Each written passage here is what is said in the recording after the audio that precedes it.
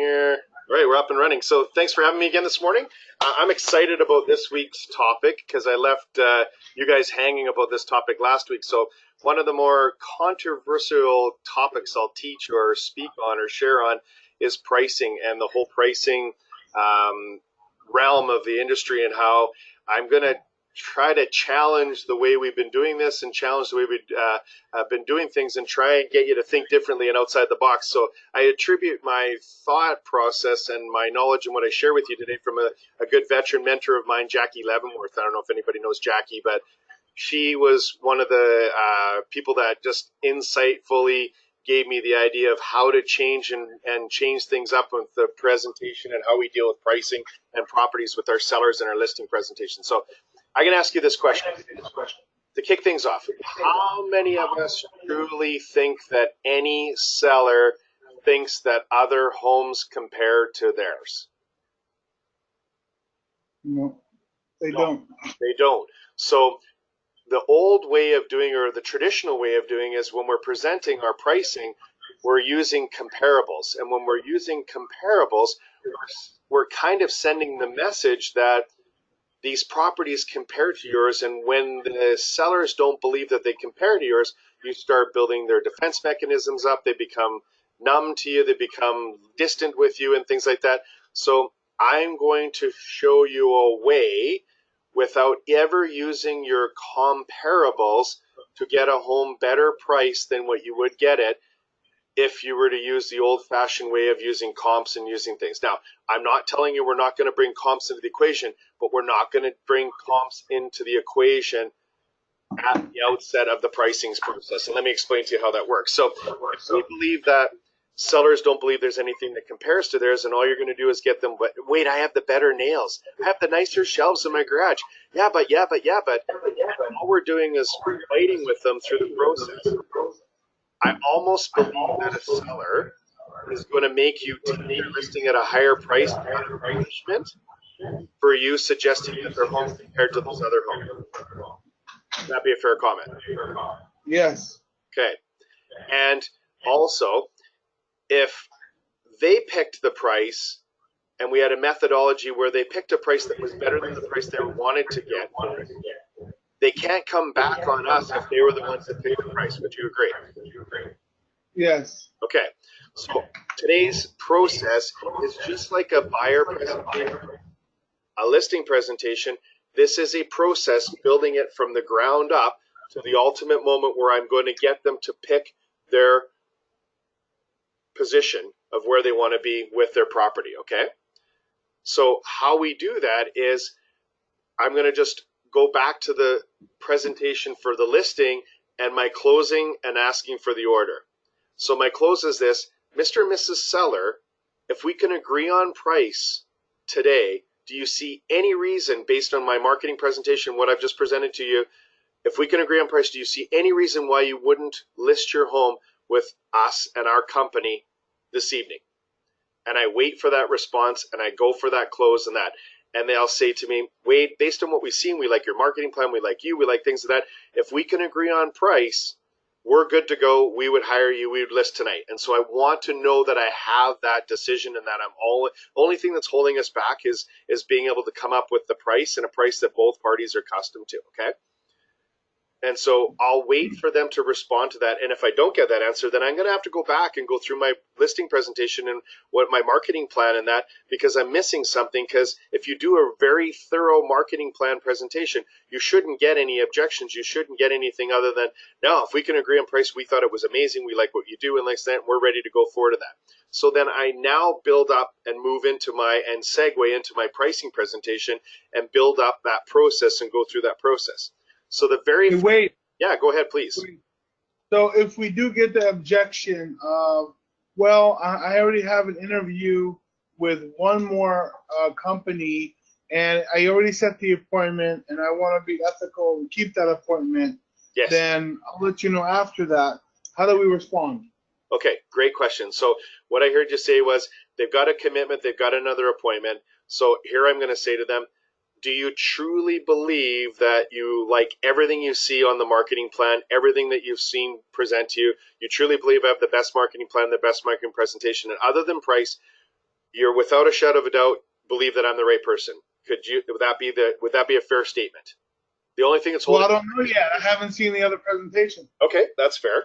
And that so then I'll use what I share, and I shared with this today with Annabelle. I'll go and show them what I do, the comparison flow chart. So I've actually pulled together a comparison flow chart of services of all the local competing companies, and I put together a flow chart showing them what we do and what they do, to say we've taken the liberty of shopping the other organizations and showing them how we compare to them. And of course, we're going to fare better and use that visual as a objection handling thing.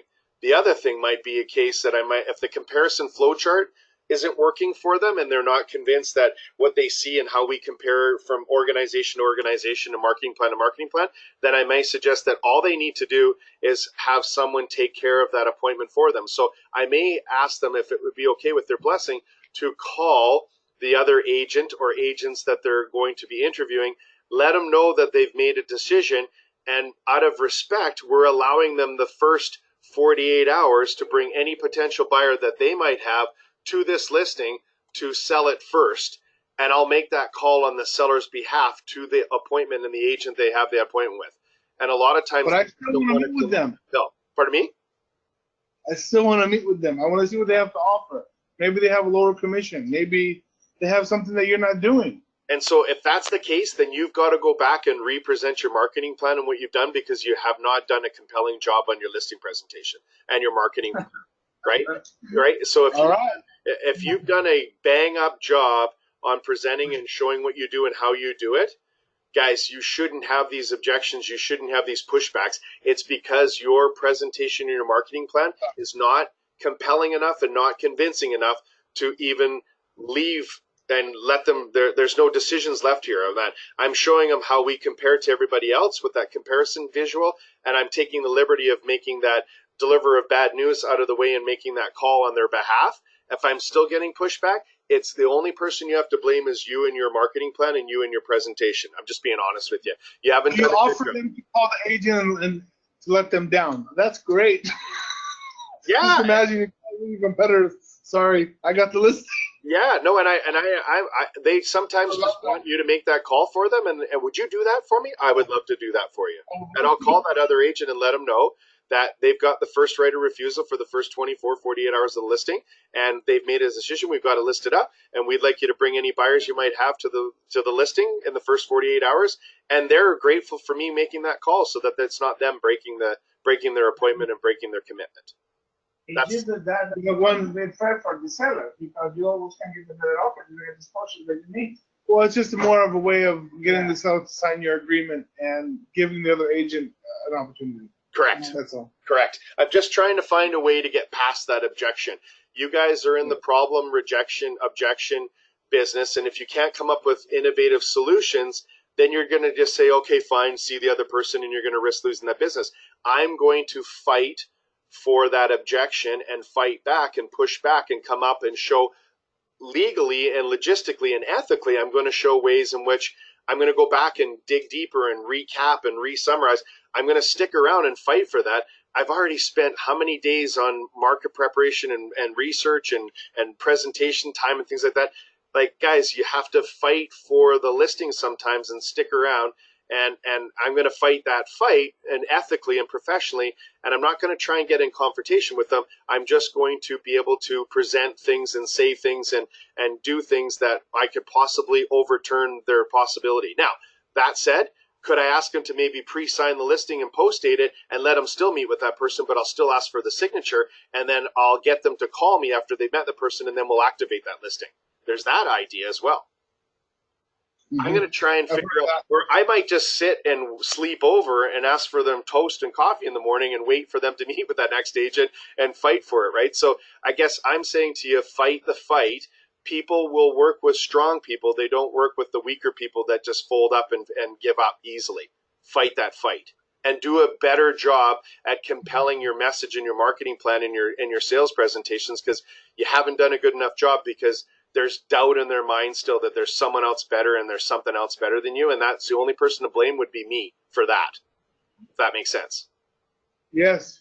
Okay, So I handle those objections, I get them back on the rails, and I start my pricing presentation, and I start off with this dilemma technique. This is a Dale Carnegie sales technique, a dilemma technique. It's used by Ferry and Floyd Wickman and all the legends and that. And guys, the reason why I get the monkey right off my back right at the outset is that I want to just get it out in the open right away and not pretend that they're not going to notice that, guess what? My price and their price, they don't match. No kidding. They never will. They never do. So I may as well get that out in the open. So I'll start off with the dilemma technique saying, hey, Mr. and Mrs. Seller, when I asked you, would have thought of a house similar to yours sold for in the last little week here or months here, you mentioned blank. And I asked you if I had a briefcase full of cash, how much cash do I need in that briefcase for you to pack up and move? And you said blank. Or I said, what a house similar or what you need or what you want or what you have to have, you said blank. Have I heard you correctly? And they say, yes, you've heard me. Okay, so what I'm left with today is coming in here with a bit of a dilemma. My dilemma is this. You told me blank, and I'm going to be honest with you, and I'm going to be truthful with you. I can walk in here and lie to you and tell you what you want to hear, take your listing and not tell you that my price and your price didn't match. Or I could tell you the truth and be right up front with you today and risk maybe not getting your business or your listing and say to you, you know what, my price and your price didn't match, and I'm going to be truthful with you and start our relationship off on the right foot. So I'm going to ask you guys, would you like me to tell you what you want to hear and take your listing and let you down? Or would you like me to tell you the truth and let you know that our price and your price didn't match and tell you the truth and moving forward? Lie to you or level with you? What would you like it to be? And a lot of times I get a response, you know what, someone else came in here and already lied to us, so don't bother, or tell us the truth. Or maybe they'll jokingly say, you know what, Wade, just lie to us and tell us what we want to hear, right? So at the end of the day, I want to just deal with the elephant in the room, and the elephant in the room is your price and their price don't match, so I may as well get it right out in the open and make it easier, okay? And I've tried my best to get our prices to match, but they don't match. And I'll explain to you how they don't match and why they don't match, but I just want to be honest and upfront with you and get that. And people appreciate your brutal honesty at the get-go. Guys, don't think that they're not going to notice that your price and their price don't match, because the minute you pull out your price and the minute you pull out your comps, they shut down when they notice that it doesn't match. You all experienced it when it got real cold in the room all of a sudden, and everybody is not talking to you, and they're not looking at you, and they're waiting for you to finish and get out of the house because you didn't tell them right off the bat that your price and their price didn't match. So they're mad at you and they're disgusted in you because they can see it right off the bat. Anybody else in the room on this call experienced that moment where it got real cold and everybody was upset and they realized that your price and their price are right out of whack? Yep. So may as well deal with it right at the outset using the dilemma technique, asking them, would you like me to tell you the truth or would you like me to just tell you what you want to hear? Okay, so I open with that. Now, the next thing, I'll also build this up. So I'll start off and say, I just want to make sure we're on the same page. There's a seller's market, a balanced market, a buyer's market. Do you know what the difference is between these three markets, and what market do you believe we're in? Great dialogue, great conversation, starting from the root and starting from the beginning, making sure we're on the same page and they both agree what type of market we're in. Then I'll transition and I'll ask them who the ideal buyer is for their home and where do they think the buyer comes from and where should we be looking for it, and where I want to establish that we're on the same page and the same mindset of who the ideal buyer is for their home. And I think buyers or sellers appreciate we having this conversation and having this dialogue and that we're on the same page. Then I'll transition into how buyers determine the value. So I'll ask them, how did they establish value when they purchased this house, and what are they going to say? Well, we looked at the comps. So I'll say, that's great, you compared it to others. So guess what? A buyer is going to determine the value they're going to pay for your home by looking at the what, guys? At the comps. Okay? So I'm setting the stage of how they determined it. So don't be upset. They're going to use the same method you determined when you bought this place as what they're going to determine what they're going to pay for. They're going to look at the comps. So I'm setting that tone for them right at the outset, reminding them of how they did it. I'm also going to remind them that there's this invisible line, and you all know it with sellers. There's this invisible line where the price and the position of the property is going to determine whether they stay or whether they sell. And I'm going to show them where that line is and where that visible line is, and they're going to choose whether they want to stay or whether they want to sell. And we're going to discuss that as well. Then I'll explain to them that there's some criteria that determines price. Usually the biggest number one criteria is location, location, location. Second criteria is the biggest bang for their buck for a buyer. And the third one is the amenities and things that are in the supporting area around that. But again, the biggest emphasis is location. So if I want a property to be worth more, I've got to put it on a flatbed truck and move it to a different neighborhood. Well, that's not possible. That's not possible to make it worth more, right? And then they'll say, well, we have the better nails, we have the better shelves, we have the better countertops, better things. That doesn't make our home more expensive. It just makes it more competitive, if that makes sense, okay? Because a lot of people can't appreciate those nails, can't appreciate those shelves, can't appreciate those can't appreciate those things, or haven't bought or used those things. So it only makes it more competitive. It doesn't make it more expensive, if that makes sense. So location is always the key when it comes to price. Then I'll ask them, we'll go through a couple of definitions. I'll say, now, to me, Mr. and Mrs. Seller, the definition of cost is the amount you paid for the house. And you ask them what they paid for, and they're like, $575,000. Okay? Then there's the price. That's the amount that we're going to ask, and we're asking for $1.3 million. Okay? So they paid $575,000. They're asking $1.3 million. Okay? Now, the value is what it's worth to you and what it's worth to the eye of the beholder. So market value is not science. Unfortunately, market value is what a willing and able buyer and a willing and able seller at a certain period of point in time is willing to let it go and willing to pay for it. So I go through these definitions and I say to them, what you paid, what you ask, what the value is, and what the market value. Would you agree with me that none of these correlate or have any impact on each other directly? Would you agree with me? And they say, yeah, that makes sense. Okay, so market value does not bear what you paid. Market value does not bear on what you ask. Market value is what a willing, able buyer at that day and point in time, and what you're willing to let it go from, what they're willing to pay for it. So my job is to help you identify where that point is and where that place is, okay? Now, I want you to understand that. I want you to choose me today based on you believing that we are the best marketing plan, not the person that tells you the highest amount of monies. Choose us based on and make your decision based on the best marketing plan, okay?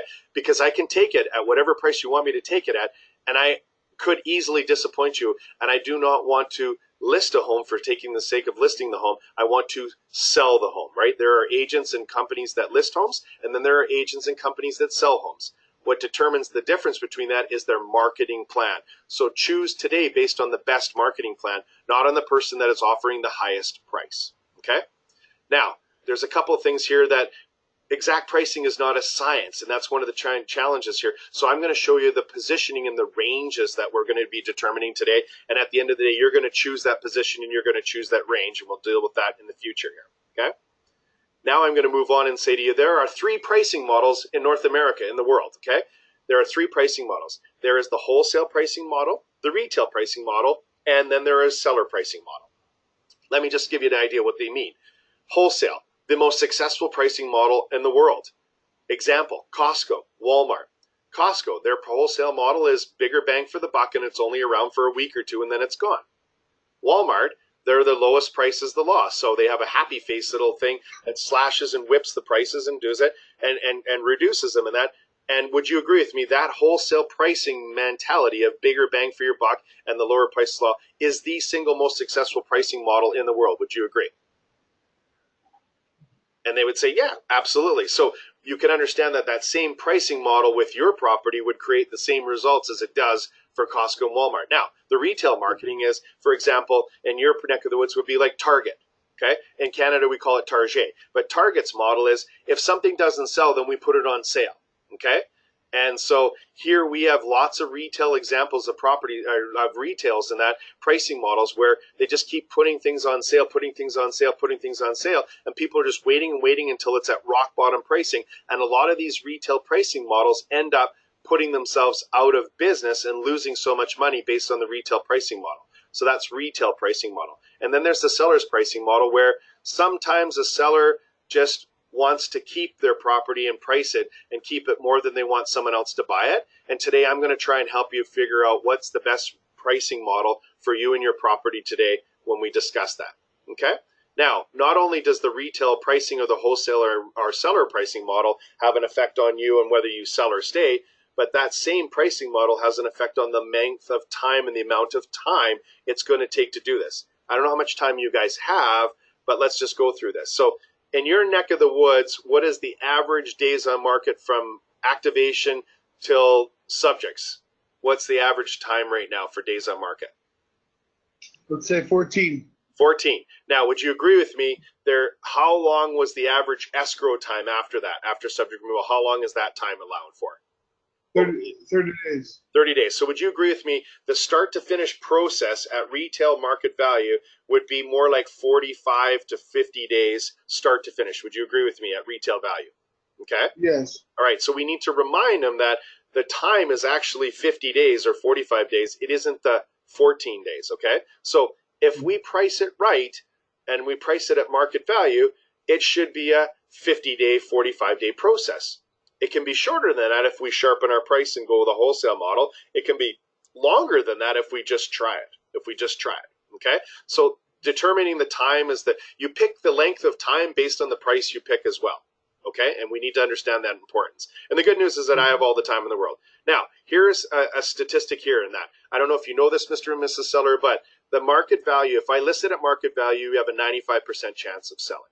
A lot of my sellers will say, Wade, can you just try? Can you just try? I don't know if you know this, but if I just try 5% more than market value, it will actually reduce the chance of selling by 50%. So it drops it from 95% to 50% chance of selling, just trying 5% over. At 10% over, it reduces it to another lower rate of 35% chance of selling. And then if I just try 15% higher, it's going to reduce it down to a 1 in 4 chance of selling just by trying it. Then I end up like the target model where I'm reducing, and then it sits, and then people wait. And when it sits and people wait, guys, then it becomes stigmatized. And then what are the buyers saying? Something wrong with it. Something wrong with it. So we can't afford to get that stigmatism. We can't afford to get your property in that bracket of what's wrong with it. There's nothing wrong with it. We just tried at first in that. So we have to be real careful that we don't end up getting your property in your home stigmatized and having people thinking that there's something wrong with it, okay? If that makes sense to you. Now, the pinball listing. I'm not sure if you're aware of this, but it's the listing that is always showing and then they buy another one. They pinball off. It's the bridesmaid. It's the ugly duckling. It's the one there. And a lot of sellers can relate to being that pinball listing. I don't want our home to be that pinball listing where they're using our home to go right on another home and bouncing off of us and that. So again, pricing and positioning is key important to ensure that we don't become that pinball listing. You wouldn't want to be a pinball listing, would you, Mr. and Mrs. Seller? And they're saying, no, absolutely not. Now, the other thing you have to keep in mind is 94% of all consumers are searching online and on the internet. And $1, just $1 out, can mean whether your home shows up on an online search or doesn't show up on an online search. It's that fickle. It's only $1 changing whether you show up on a buyer search or you don't show up in a buyer search. Again, emphasizing the importance of where we pick and where we position your property with your price. Okay, now, I'm going to ask you a question. I don't price properties. I position homes. That's what I do. That's my professional thing. So we came in here, we met the first time, Mr. and Mrs. Seller, and you told me what you needed for your home and what you wanted for it, and I went through the marketing plan. I left here with notes and information, photos, measurements, things like that, and I've gone back and I have done a comparison approach search, a cost of replacement method, approach method, cash flow method. I've spent hours and days researching and going through and investigating. You have to understand that I didn't just go back to the office and press a button and a computer told me what your place was worth. I researched it, went through it, and spent hours making sure that we knew where the range was, okay? So what I mean by positioning properties is just like you going to the grocery store. So I'm going to take you into a grocery store scenario here and break it and simplify it down for you as just like you're going into the grocery store. So Mr. and Mrs. Seller, where would you guys go and frequent and buy your groceries on a regular basis? Where do you like to shop and buy groceries, please? Safeway. Safeway. Awesome. Okay. So imagine this, okay? Safeway and buying groceries is the same analogy as you positioning and pricing your property, okay? So there's this terminology where the agents will use active listing. Now, I don't like to use that terminology because that terminology makes reference to false hopes. What do I mean by that? Active listing could say, I am listing your home and you're going to get activity on it. I could possibly list your home and not get any activity on it, so I'm setting you up for that failure in that position. So I don't like using the term active listing.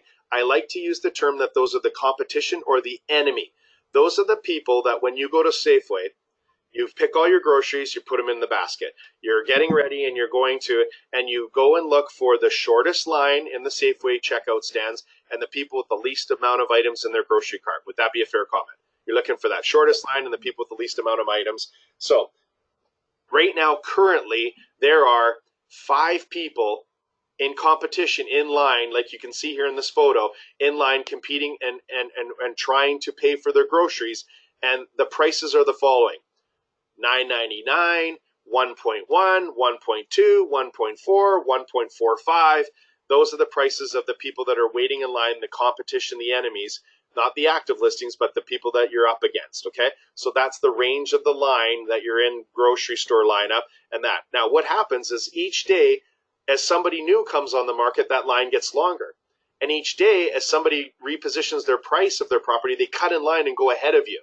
And each day, that line gets longer, shorter, cutting in line in that. And my job is to tell you where you are and how you position that line every day and every week. And that's what I'm going to do. Okay? Now, rest assured, there were only in the last 90 days or the last 4 months, there were only 4 people that got out of the grocery store and paid for their groceries. Now, those folks, the range of those people were getting and paying for their groceries, they were at $8.95, $9.92, $1.065, and so I give them all the price ranges of the people that were successfully got out of the grocery line and paid for their groceries and got out of Safeway. I give them the ranges of where they're in line with the people that are in line and competing against them and show them that line there. And I just use a pad and pen to draw out these price points and to draw out these numbers, okay? Then I also show them, these are the people like this little skeleton here in the picture that died in line and failed and didn't get out of the grocery store and died in line and failed, and their properties were failed and they were unsuccessful and they didn't get out of the grocery store, okay? And there were 5 or 6 properties that failed, and their ranges were 1.1, 1.2, 1.4, 1.5, 1.6, and going through those numbers, okay? Now, I'm going to ask you, Mr. and Mrs. Seller, if your range is 998 to $1.1 million in that, where would you like to be in line in that grocery store line, okay? And then they will pick, once in my career, the front of the line. Once, only in my career. Most of the time, they won't pick the end of the line because based on what they told me, their number was like 1.35 or 1.4. So they would technically be way at the back of the line, okay? But they're going to go and pick somewhere near the middle or somewhere towards the front, and I'm going to move them up the line because they can visually see where that grocery store lineup is, and they're going to pick that number, okay? And then I'm going to take that listing and take that and let them pick that number, because when it doesn't sell and it's time to make a repositioning, they can't be mad at me because I didn't pick their number. Does that make sense, you guys? Yeah. And again, I have a package of all the comparables and all the information to back up what I'm showing you on this pad and paper, and I'm going to leave that with you. But I've moved them up from way back of the line to way towards the middle of the line and got a better positioned property than I would have done by offending them and showing the comparables and getting into a debate and arguing with them. But I'm going to leave the information behind. I'm going to take that listing.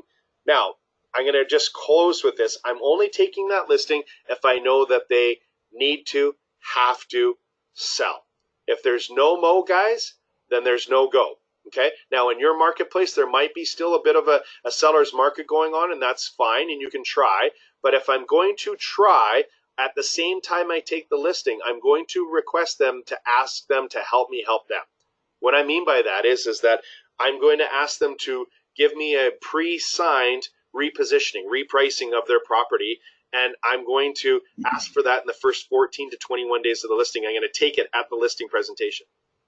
Then I'm going to go and I'm going to contact everyone that's come in the first 2 weeks or the first 3 weeks of the listing and let them know we'll quickly reposition and try to get them to still buy your property before they've given up or they've gone and bought something else.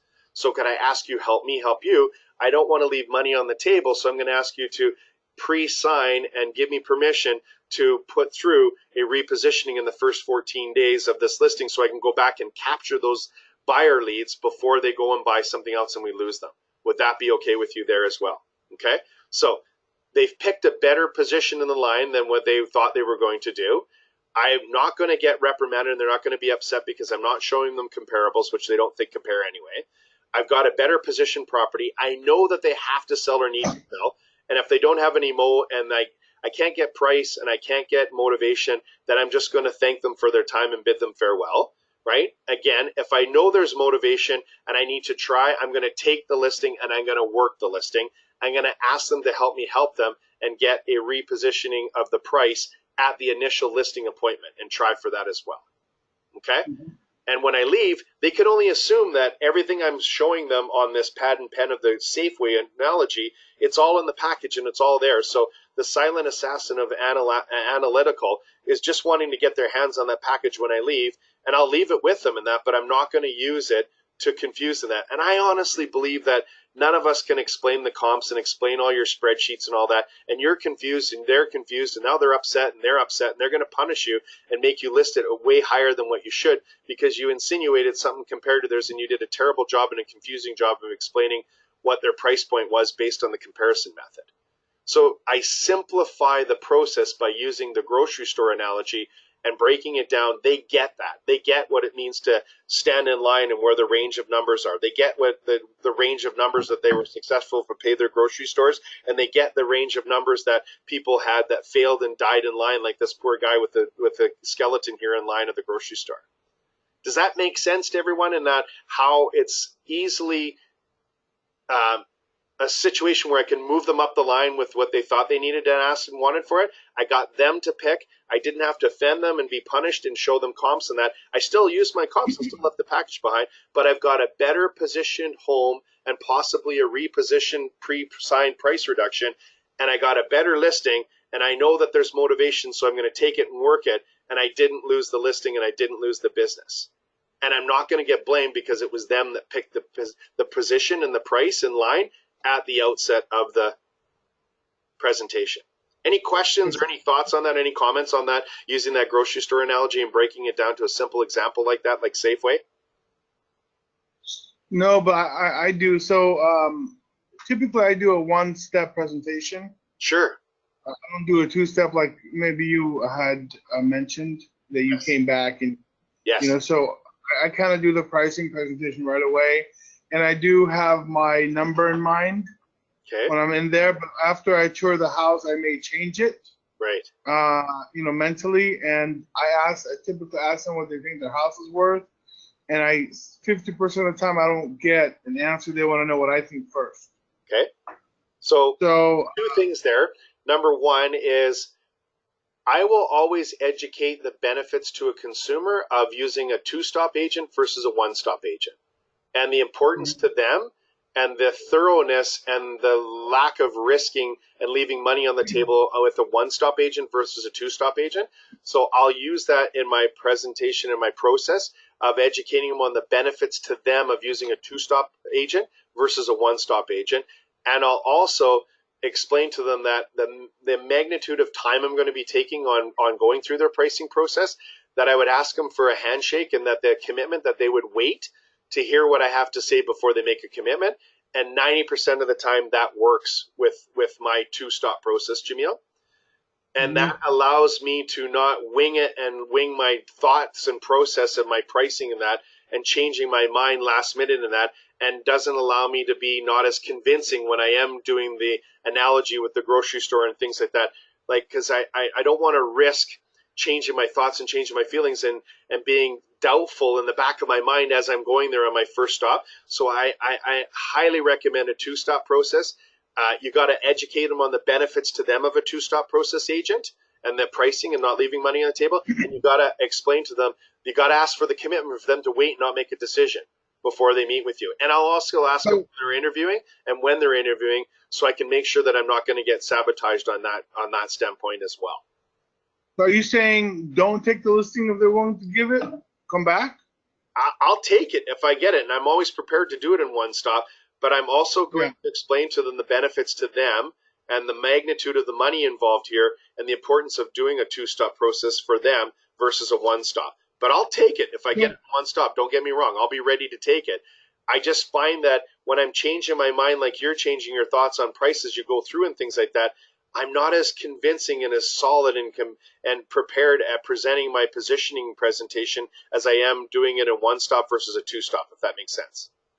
So would you say something like, okay, listen, I did have a price in mind. I do want sharpen my pencil, and I'd like to come back tomorrow at 7 o'clock to Correct. go over that. Correct. And I'll explain the benefits to them. So I'm going to do a thorough job, more process. I'm going to ensure there's no money left on the table. There's no winging it. There's no nothing. I'm going to go back and it's going to be thorough and logically What invested. if you get pushback? What if you get pushback on well, we're just gonna pick somebody and whatever. We don't have time. You're our last appointment. Can you just tell us now? Because I feel like that might be a problem. Everyone works here from 7 to 6 p.m. and they're in traffic all day long. I mean, timing wise, there's two incomes. So what would you say to that? Is that, look, I want it now, or forget it. Then buckle up, sit down, and let's go. And I'll do my best then, right? And take it. Absolutely. I'm going to fight the fight and I'm going to take it. No problem. I just think that logically, if I explained to them and educated them on the benefits to them of having a two-stop process and the amount of money that's involved and the thoroughness and things like that, a lot of times most people will appreciate you being upfront with them and honest about the two-step process. And I don't know if anybody ever thought about the importance of a two-stop versus a one-stop. And it's one of my subtle ways of taking most top-producing agents out by the kneecaps and separating myself from them and planting doubt in their mind of dealing with a one-stop agent versus dealing and listing with a two-stop agent.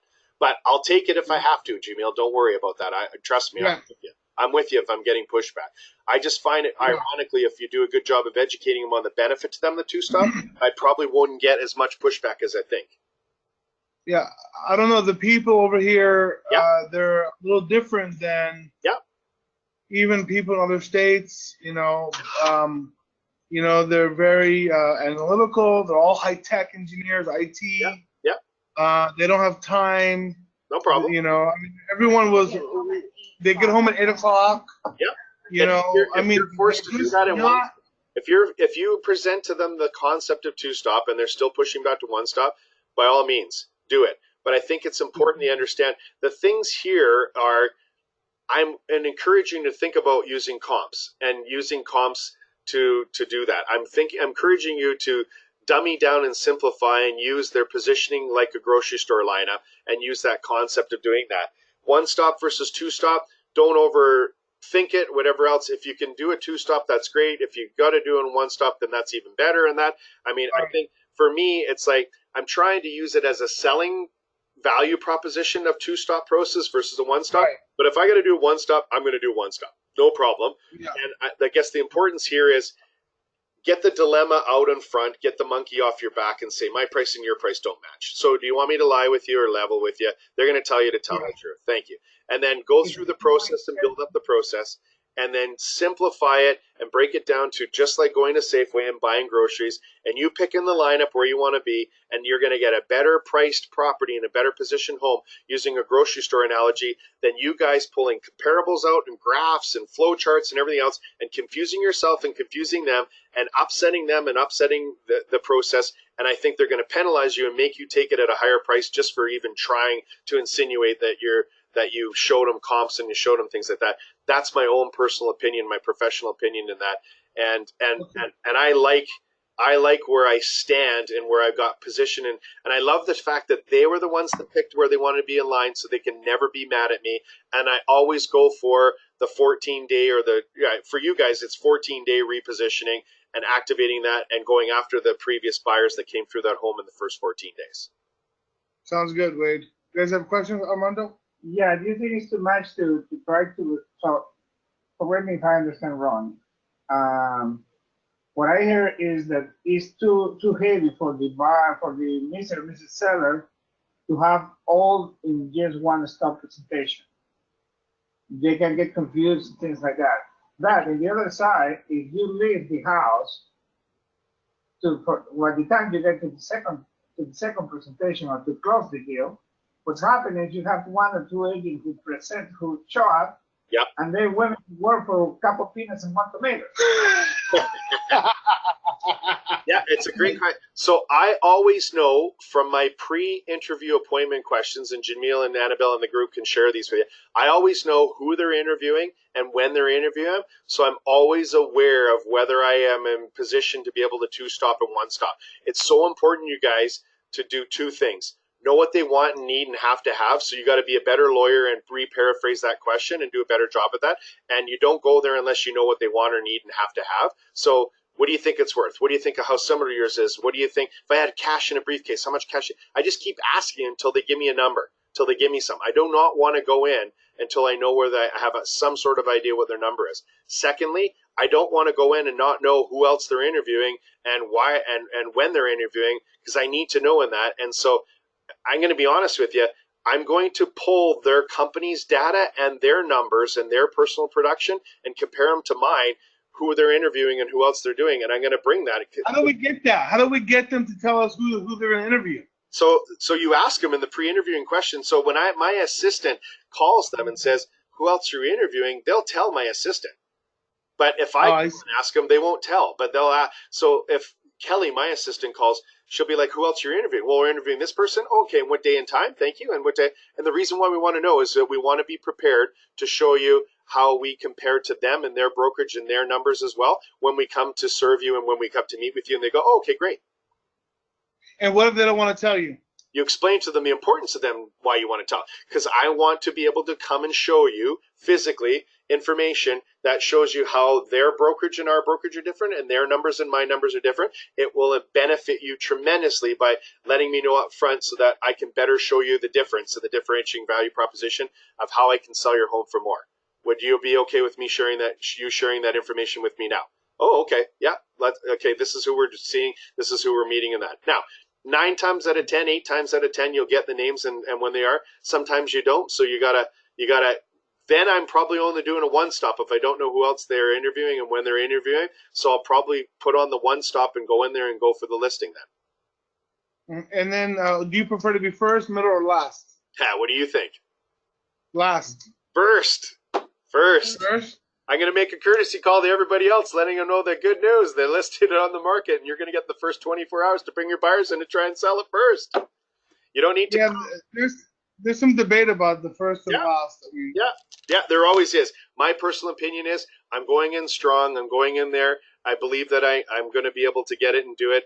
I'm either getting a signature or getting a post date and letting them talk to other parties and that. In my experience, and Jamil, I've always tried to be first. Always tried to be first. Yeah. Right? If you're dealing with the top pro, they're going to get it, and they're going to do whatever they can to get it and give me the courtesy call. I'm not going to let them get that chance. Just being honest. Yeah. Okay. Yeah. There's another question. That's a great question. Kind of over time. Now, how do we compare ourselves with the competition? We're gonna do it for you. Don't worry. I gave an sample of that to Annabelle this morning. So get a copy of that. It's called the comparison flow chart, and you guys can build your own. And use that tool yourself. Bring that tool to the presentation for sure. And then you guys should rehear all this so you can take notes and understand it and hear it as many times as you want. And so I'll send the slide deck. I'll send the recording, and Annabelle has the comparison flow chart. There's the tools for you guys to change things up. Leave the comparisons behind and let them read them on there for some light bathroom reading and that. Don't get them all upset and don't get in a big fight and a debate with them. Just get them to pick a price, get the listing, and let's get it sold. Let's get going. All right. Thanks, Wade. Awesome. Have an awesome week, you guys. Take care. All the best, everybody. Take care. Bye-bye. Okay, bye for now.